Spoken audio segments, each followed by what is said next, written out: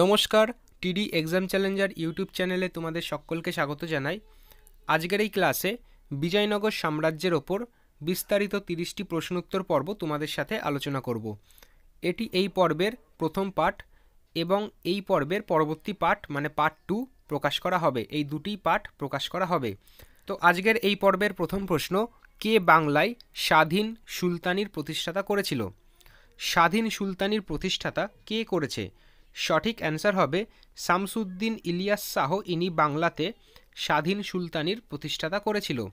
পরবর্তী প্রশ্ন, কোন মুসলিম শাসক তার ধর্মনিরপেক্ষ বিশ্বাসের জন্য হিন্দুদের থেকে জগৎগুরু এই উপাধি পেয়েছিল? তো কোন মুসলিম শাসক এই উপাধি পেয়েছিল? সঠিক অ্যান্সার দ্বিতীয় আদিল শাহ। ইনি এই উপাধি পেয়েছিল। পরবর্তী প্রশ্ন, শ্রীকৃষ্ণ বিজয় কাব্য রচনা করেছেন কে? গুরুত্বপূর্ণ প্রশ্ন, শ্রীকৃষ্ণ বিজয় কাব্য এটি কে রচনা করেছে? সঠিক অ্যান্সার হবে মালাধর বসু এটি রচনা করেছে। 4 দাগের প্রশ্ন, সুলতানি যুগে গুণরাজ খাঁ এই উপাধি ধারণ করেছিল বা পেয়েছিল কে? তো সুলতানি যুগে গুণরাজ খাঁ এই উপাধি পেয়েছিল মালাধর বসু। অপশান বি সঠিক অ্যান্সার। 5 দাগের প্রশ্ন, ভারতের কোন অঞ্চলে জয়নুল আবেদিন রাজত্ব করত? ভারতের কোন অঞ্চলে তিনি রাজত্ব করত?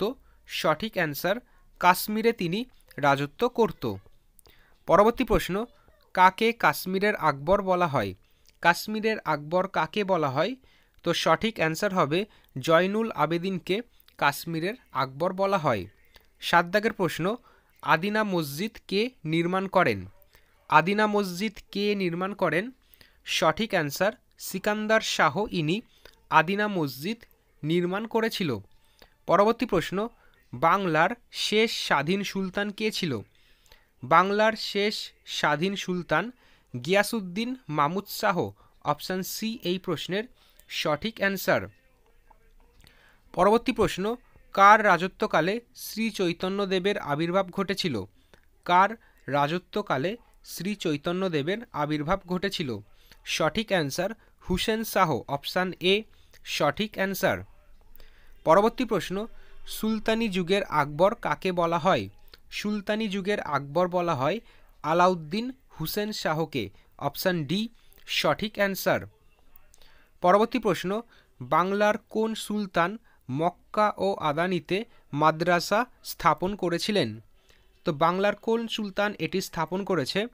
সঠিক অ্যান্সার হবে অপশান সি গিয়াসউদ্দিন আজম শাহ। ইনি এটি স্থাপন করেছে। পরবর্তী প্রশ্ন, পরাগল খাঁ কোনটির সর্বপ্রথম বাংলা অনুবাদ আনতে সহায়তা করেছে? তো দেখো অপশান বলছে রামায়ণ, উপনিষদ, মহাভারত নাকি ব্রহ্মপুত্র।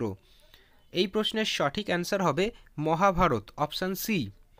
পরবর্তী প্রশ্ন, চারমিনার কে নির্মাণ করেন?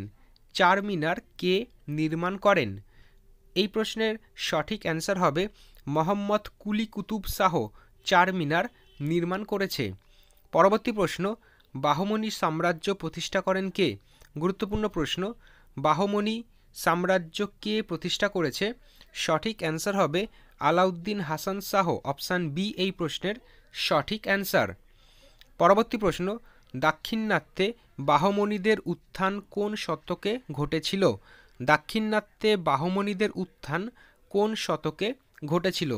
সঠিক অ্যান্সার 14 শতকে এটি ঘটেছিল। পরবর্তী প্রশ্ন, বাহমনি ও বিজয়নগর সাম্রাজ্যের মধ্যে প্রায়শই যে অঞ্চল নিয়ে সংঘাত লাগত সেটি কোন অঞ্চল?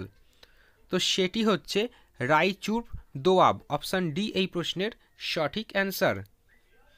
পরবর্তী প্রশ্ন, বাহমনি সাম্রাজ্য প্রতিষ্ঠিত হয় কোন বছর? বাহমনি সাম্রাজ্য কোন বছর প্রতিষ্ঠিত হয়েছিল? তো এই প্রশ্নের সঠিক অ্যান্সার হবে 1347 খ্রিস্টাব্দে। অপশান বি এই প্রশ্নের সঠিক অ্যান্সার। পরবর্তী প্রশ্ন, তালিকোটার যুদ্ধ কবে সংঘটিত হয়? গুরুত্বপূর্ণ প্রশ্ন, তালিকোটার যুদ্ধ এটি সংঘটিত হয়েছে 1565 খ্রিস্টাব্দে। অপশান এ সঠিক অ্যান্সার। পরবর্তী প্রশ্ন, কার আদেশে মহাভারত বাংলায় অনুদিত হয়? কার আদেশে মহাভারত বাংলায় অনুদিত হয়? 19 দাগের প্রশ্ন। তো এই প্রশ্নের সঠিক অ্যান্সার হবে নুসরত শাহ ইনার আদেশে মহাভারত বাংলাতে অনুবাদ হয়েছিল? অপশান বি এই প্রশ্নের সঠিক অ্যান্সার। পরবর্তী প্রশ্ন, বাহমনি রাজ্যে তরফ এর অর্থ কী? বাহমনি রাজ্যে তরফ এর অর্থ হচ্ছে প্রদেশ। Option A. পরবর্তী প্রশ্ন, বাহমনি সাম্রাজ্যের রাজধানী কোথায় ছিল? বাহমনি সাম্রাজ্যের রাজধানী কোথায় ছিল? সঠিক অ্যান্সার হবে গুলবর্গাতে এটি ছিল। অপশান বি সঠিক অ্যান্সার। পরবর্তী প্রশ্ন, কোন বাহমনি শাসক গুলবর্গা থেকে বিদরে রাজধানী স্থানান্তরিত করেন? কোন বাহমনি শাসক গুলবর্গা থেকে বিদরে তার রাজধানী স্থানান্তরিত করেন? এই প্রশ্নের সঠিক অ্যান্সার হবে আহমদ শাহ আলী। অপশান সি এই প্রশ্নের সঠিক অ্যান্সার। পরবর্তী প্রশ্ন, কোন বাহমনি সুলতান বিজাপুরের বিখ্যাত গোল গম্বুজ নির্মাণ করেন? কোন বাহমনি সুলতান বিজাপুরের বিখ্যাত গোল গম্বুজ নির্মাণ করেছিল?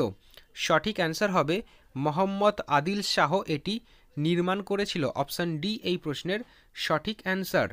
পরবর্তী প্রশ্ন, নিম্নলিখিত কোনটি হৈসলাদের রাজধানী ছিল? তো চারটে অপশান, এর ভেতর এই প্রশ্নের সঠিক অ্যান্সার হবে দার সমুদ্র। অপশান বি এই প্রশ্নের সঠিক অ্যান্সার।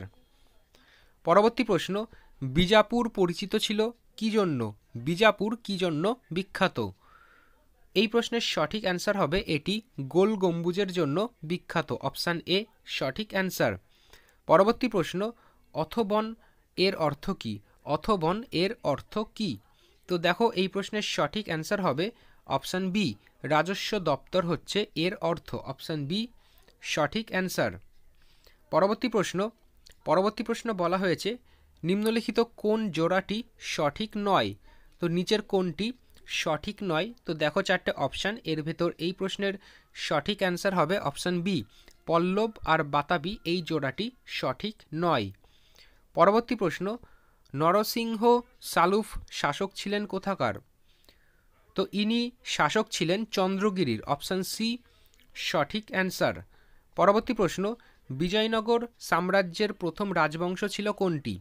বিজয়নগর সাম্রাজ্যের প্রথম রাজবংশ ছিল কোনটি? সঠিক অ্যান্সার হবে সঙ্গম। অপশান বি সঠিক অ্যান্সার। আজকের এই পর্বের একদম শেষ প্রশ্ন, সালুভ বংশের শেষ রাজা কে ছিল? সালুভ বংশের শেষ রাজা কে ছিল? এই প্রশ্নের সঠিক অ্যান্সার হবে ইম্মাদি নরসিংহ, ইনি সালুভ বংশের শেষ রাজা।